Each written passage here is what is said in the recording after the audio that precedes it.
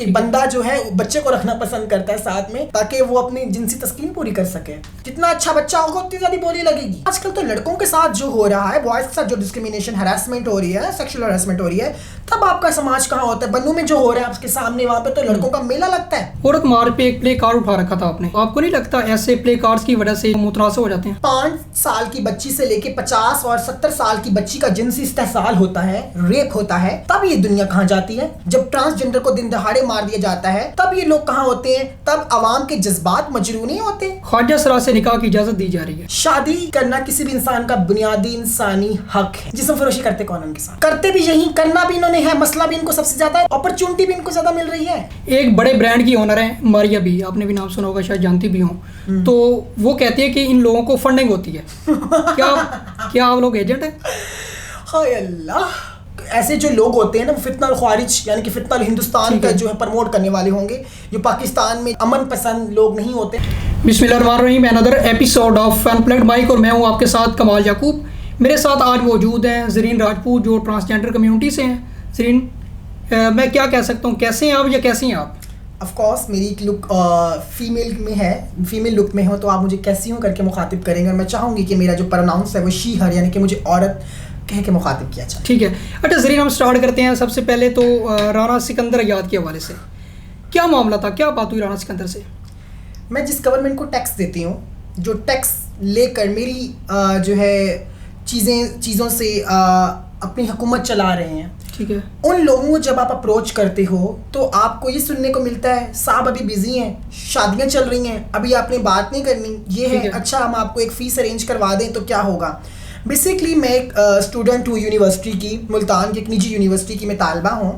और आजकल मामला ये चल रहे हैं मेरे कि राना सिकंदर हयात से मुतल्लिक मैंने एक बात करनी थी कि मैं ख्वाजा सरा हूँ, यानी कि मैं माइनॉरिटी हूँ। ठीक है। माइनॉरिटी, जेंडर माइनॉरिटी के लिए वहाँ यूनिवर्सिटी में, किसी भी यूनिवर्सिटी में कोटा मौजूद नहीं है पंजाब की। कोटा मीन्स के आम बच्चों को स्कॉलरशिप दिए जाते हैं, या फिर जो डिसेबल पर्सन होते हैं, किसी भी माइनॉरिटी तबके से ताल्लुक़ रखते हैं, उनको कोटा दिया जाता है मकसद की तालीम हासिल करने के लिए। लेकिन कोई भी ख्वाजा सरा सिर्फ इसलिए कोटा नहीं है, तालीम अपनी हासिल नहीं कर सकता ट्रांसजेंडर, क्योंकि उसकी जिन्स ही उसका सबसे बड़ा जुर्म है।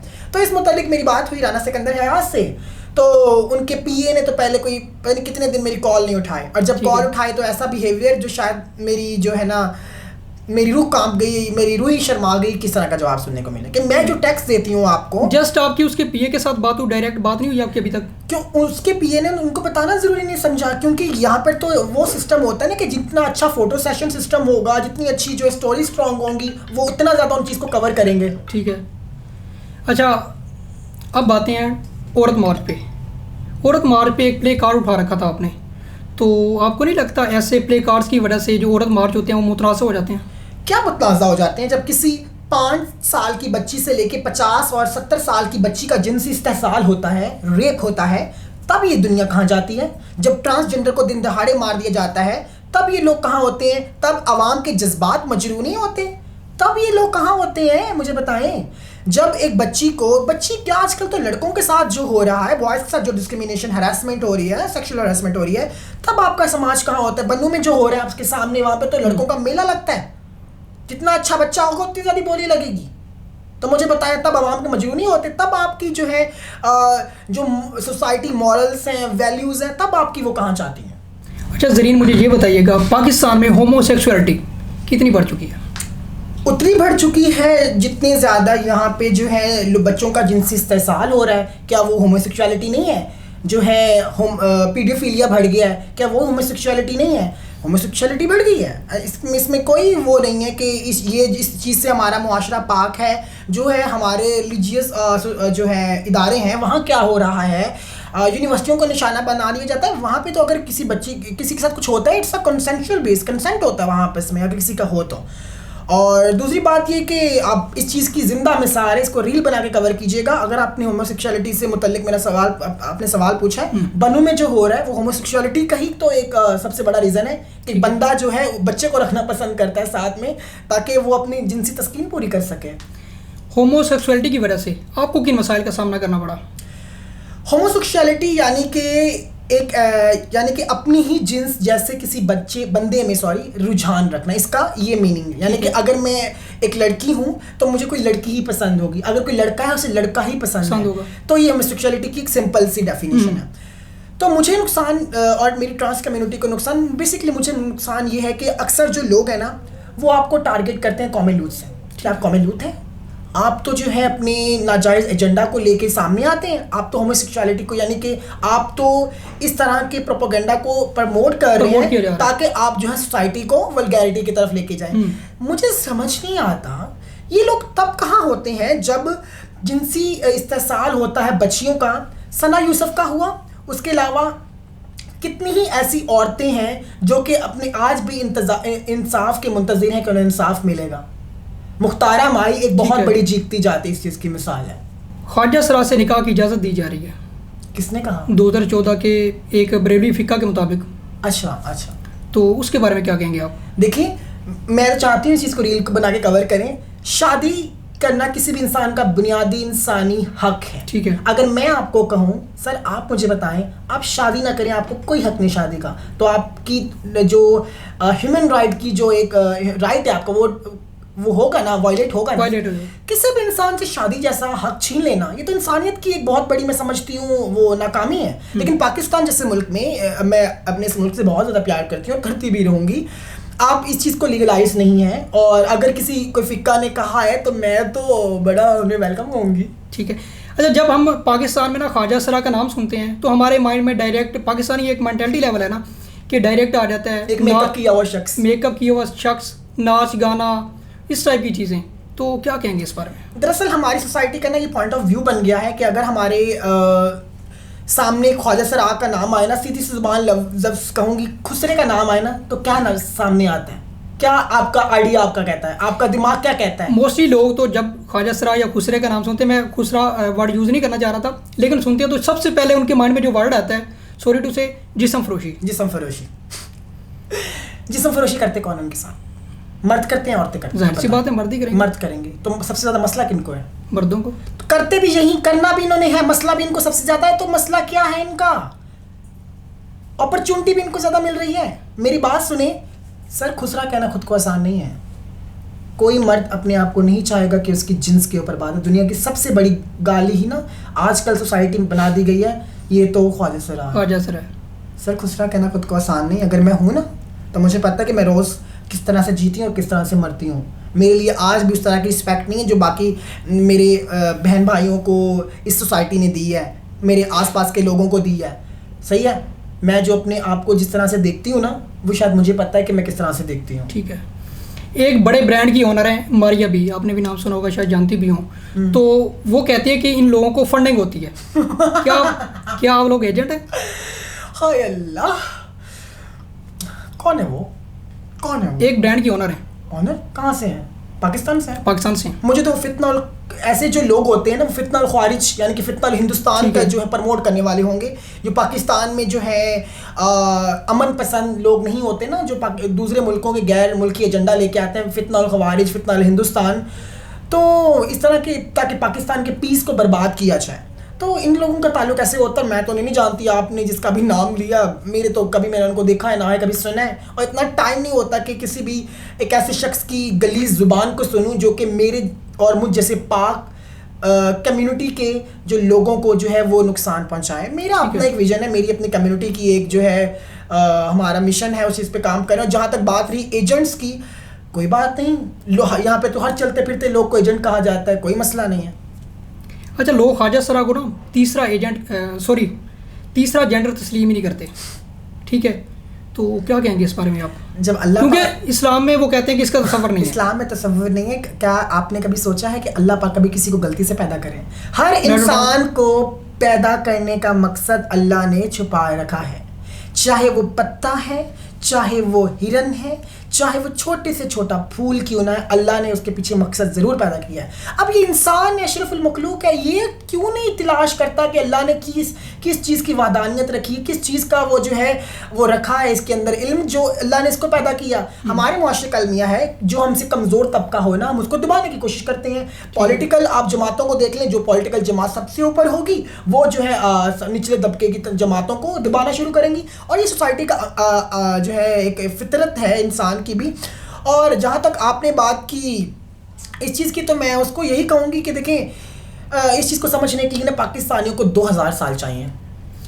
ज़रीन राजपूत को कब पता चला कि वो एक ट्रांसजेंडर हैं, और इस पे फैमिली और रिलेटिव्स का क्या रिएक्शन था? आपको कब पता चला कि आप मेल हैं? मैं तो जाहिर सी बात है जब बालिग हुआ, जब उससे भी पहले जब मुझे अकल शो कोई तंजिया नहीं है, लाइक मुझे लोग कहते हैं आपको कब पता चला कि आप जो है ट्रांसजेंडर है। मैंने कहा है क्या मतलब ट्रांसजेंडर है? मैंने कहा क्या मतलब? मैंने कहा आपको कब पता चला कि आप औरत हैं? मैंने जो अभी आपसे सवाल किया ना, it's like not a fun, it just like a general question कि मैंने एक औरत से सवाल किया आपको कब पता चला कि आप औरत हैं। एक मर्द से सवाल किया आप बताएं आपको कब पता चला मर्द हैं। पता उसने क्या जवाब दिया मर्द ने? मुझे उसने ये कहा मुझे लगा कि जब जो है मर्दों के अंदर ही जिनसी तस्कीन होती है, मर्द जब सबसे ज़्यादा जिनसी तस्कीन महसूस करते हैं, तब मुझे लगा कि मैं मर्द हूँ। ठीक है, मैंने कहा मुझे तो नहीं लगता कि आप मर्द हो, मैं बचपन से ही जो थी वो आज हूँ और हमेशा रहूँगी। मुझ जैसे 1000 लोग हैं, और इसमें ये नहीं है कि पता चलता। हाँ, एक छोटा सा कॉन्सेप्ट ये है, सोसाइटी सबसे पहले ना आपको अलग करार देती है, फिर मुझे लगा कि मैं अलग हूँ। ऐसा नहीं है कि मैं ट्रांसजेंडर, मुझे पता था कि मैं ट्रांसजेंडर हूँ, ठीक है, लेकिन बात यह है कि मुझे सोसाइटी ने जो अलग करार दे दिया ना, उसकी उम्र ये थी 10 साल 12 साल उम्र थी। अक्सर मुझे 6 साल की उम्र से डिस्क्रिमिनेशन जो है ना फेस करना, धक्के देना, मुआशरे के दूर से देखना, ओ ये तो लड़का नहीं, ये तो मिक्सचर है, 50-50 है, ठीक है। तो ये सब चीज़ों की वजह से मुझे पता चला कि मैं अलग हूँ, ये नहीं कि ट्रांसजेंडर हूँ, अलग हूँ। आपने सेकंड क्वेश्चन का जवाब नहीं दिया कि आपकी फैमिली और आपके रिलेटिव्स का इस पे क्या रिएक्शन था? देखिए, मेरी फैमिली ना शुरू से बड़ी सपोर्टिव थी। मेरे माँ बाप किसी बच्चे को शुरू से थी, अब नहीं? मैं बताती हूँ ना, मेरे माँ बाप जो है ना बड़े शुरू से सपोर्टिव थे, यानी कि मेरे लिए उनकी कबूलियत थी। और एक पॉइंट आया, मुझे उन्होंने गुड़िया लेके देनी, मुझे उन्होंने लिपस्टिक लेके देनी। खुद मेरे पापा की टेलर की शॉप थी, अब रील बनाइएगा इसकी, उन्होंने मुझे फ्रॉक के लिए कपड़ा दे देना वाइट कलर का, मुझे आज भी याद है कि। लेकिन एक पॉइंट जब आया कि जी ये सब घर का सबसे बड़ा बच्चा है और सबसे बड़े भाई का सबसे बड़े जो है औलाद है, तो इसको तो मर्द होना चाहिए था, ठीक है। ये तो अगर ट्रांसजेंडर है ना, इसको मर्द में कन्वर्ट कर दो।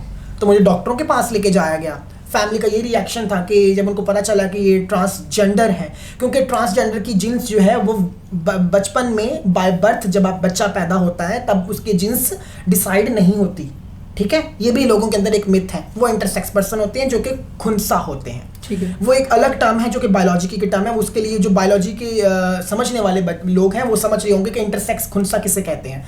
तो ट्रांसजेंडर को जो है पैदाइश के वक्त पता नहीं चल रहा था, उनको ये लगता होता कि लड़का है लड़की है, हम भी लड़का लड़की की तरह पैदा हुए।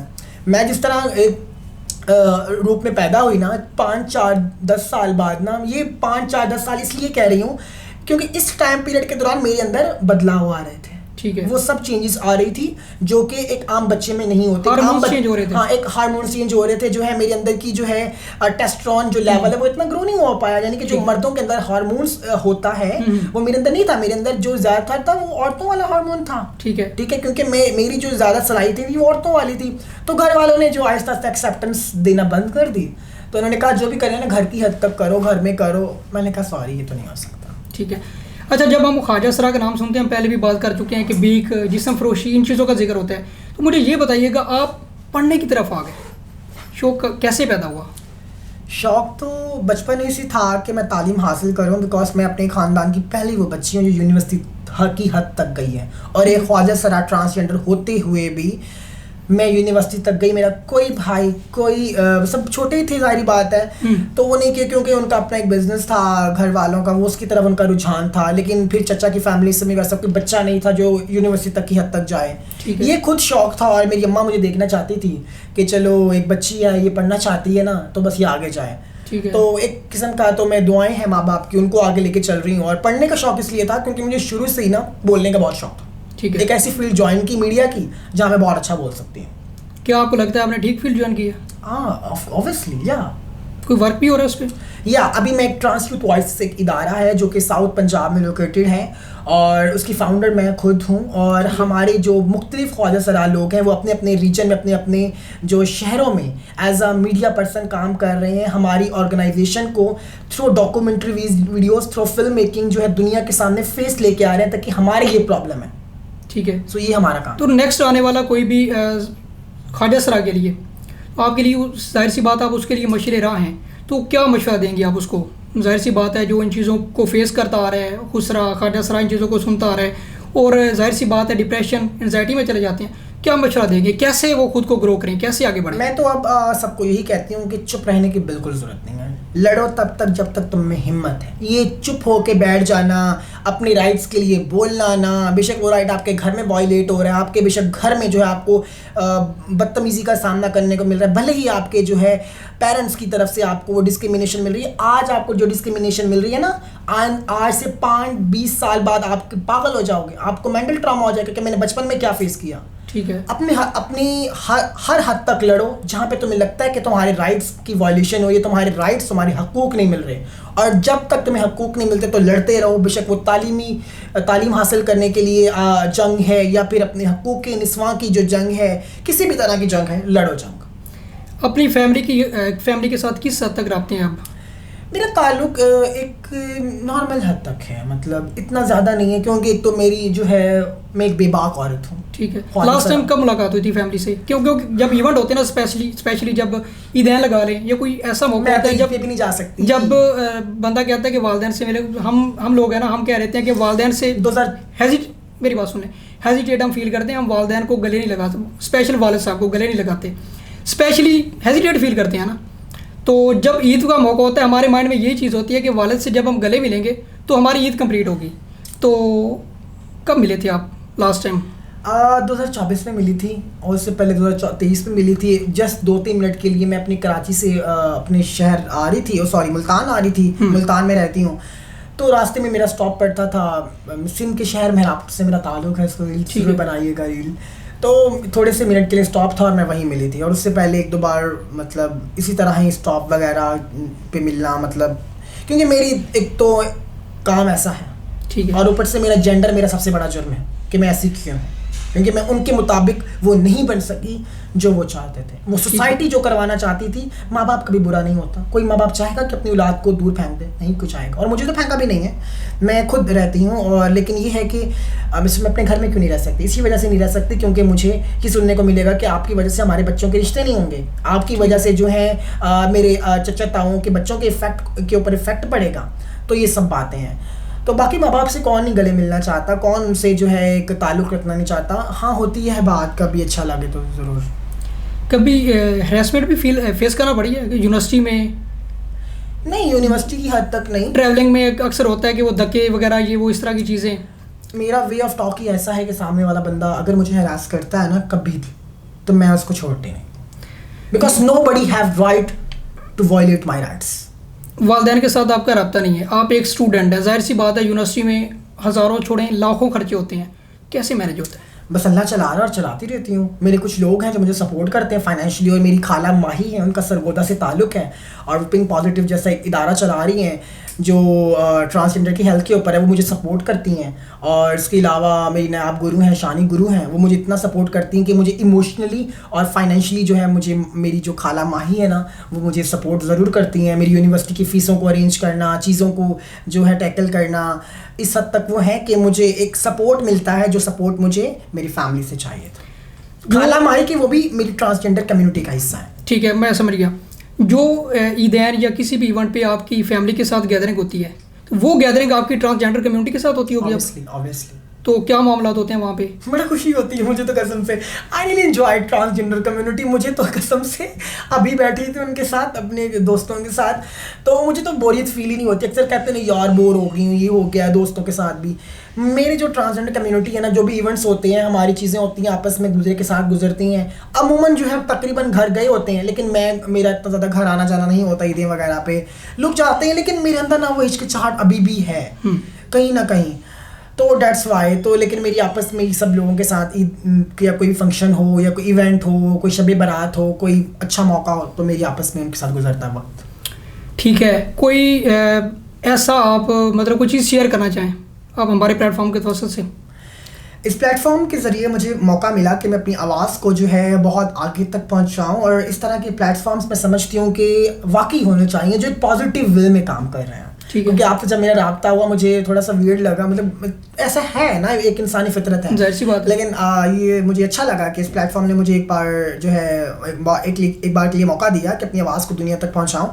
और मुझे लगता है कि अपनी आवाज़ को जितना बेहतर तरीके से आप बयान कर सकते हो ना, उतना ज़्यादा बेहतर है। और फिल वक्त जो है मैं ट्रांसजेंडर कम्युनिटी के लिए सर्व कर रही हूँ एक इदारे में, ट्रांस यूथ वॉइसेस के नाम से है, जो कि पाकिस्तान का पहला एक ऐसा इदारा है जो ट्रांस यूथ के राइट्स समझता है, एडोलेसेंट यानी कि ट्रांस बच्चों को उनकी जो है उनकी राइट्स के ऊपर बात होती है कि उनको घरों से ना निकाला जाए, उनके जो है राइट्स के ऊपर बात इस तरह से करते हैं कि हम लोग फिल्म मेकिंग और डॉक्यूमेंट्री के थ्रू राइट्स वो सामने लेके आते हैं। मोस्टली हमारा काम क्लाइमेट चेंज के ऊपर है, जो कि डिफरेंट SDG डायलॉग्स हैं, और इन्हीं सब को लेते हुए मैं सिर्फ यही चाहती हूँ कि हमारी ट्रांसजेंडर कम्युनिटी की कबूलियत बढ़े, एक्सेप्टेंस बने दुनिया में। इसलिए बस ये छोटे छोटे इनिशिएटिव और छोटी छोटी चीज़ों में मैं घुसी हुई हूँ और यही काम कर रही हूँ, और मुझे अच्छा लगा कि मैं आज यहाँ इस प्लेटफॉर्म के ज़रिए बात कर रही हूँ। Last question, in future media industry में आप खुद को कहाँ देख रही हैं? मैं मीडिया इंडस्ट्री में एक इंसान का गोल होता है 4-5 सालों का, तो मैं मीडिया इंडस्ट्री में जो हूँ अपने आप को देखती हूँ कि आज के 2-3-4-5 साल बाद किसी बड़े चैनल पे न्यूज़ हेडलाइन पढ़ रही होंगी। ठीक है, बहुत शुक्रिया ज़रीन आपका, आपने हमें मौका दिया बात करने का। अनप्लग्ड माइक के साथ फिल वक्त इतना ही, मज़ीद हाजिर होंगे एक नए गेस्ट के साथ। इजाज़त दीजिए, अल्लाह हाफ़िज़।